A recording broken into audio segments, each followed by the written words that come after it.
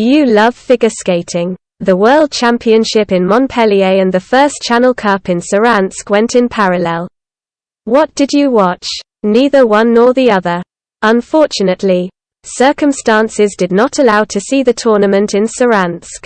But the World Cup in its current format is not interesting to me at all. Basically, I wasn't going to watch it. I don't understand the issue leaders.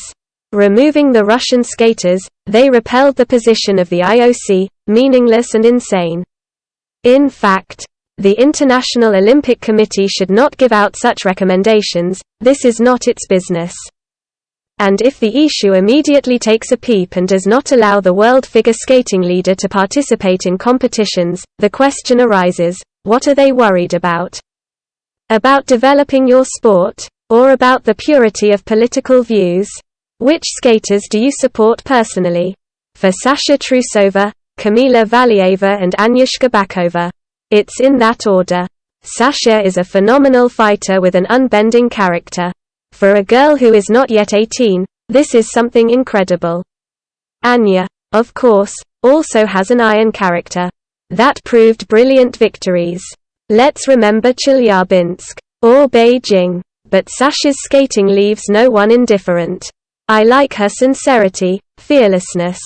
Goes through. She said that she would make 5 quads at the competition. And she stubbornly went towards this goal. In the end, it worked out, and not just somewhere, at the Olympic Games. And the triple axel that thrashes and thrashes in the short program.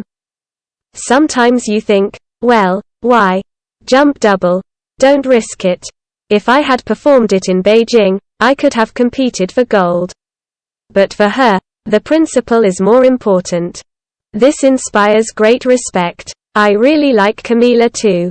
In 2019, when I was still competing in juniors and made it to the Grand Prix finals, which took place in Turin, my daughter and I flew there specifically to look at Valieva.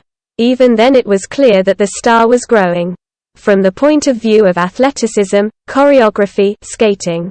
This is an ideal figure skater, without weaknesses. If not for the scandal, in Beijing, Kamila would have won gold both in the team and in the individual tournament. But the girl was morally destroyed. What are the 7 hours spent at the CAS meeting worth? After such stress, it is impossible to go on the ice and cleanly skate the program. What do you think of the Valieva case? I'm sure of Kamila's innocence. Read CAS materials.